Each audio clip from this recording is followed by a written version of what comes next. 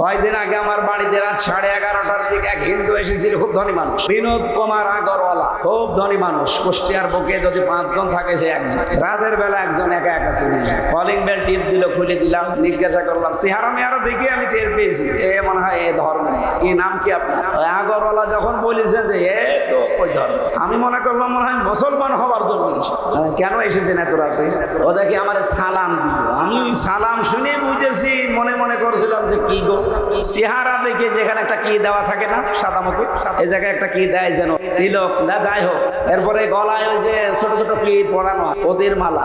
নাম জিজ্ঞাসা করার পরে আমি 100 ভাগ ফাইনাল হলাম যে দাদা। দাদা কেন এসেছে একটা ভিডিও দেখাচ্ছে। ভিডিও কি? আপনি ঘোষণা দিয়েছিলেন যে কুষ্টিয়াতে যদি জামাত ইসলামী থেকে নির্বাচিত হওয়া যায় 5 বছরে আমাদের 1 টাকা বাড়বে না। এ কথা আমার এত ভালো লেগেছে, আমার ঘুম আসছে না, দেখাতে আসে।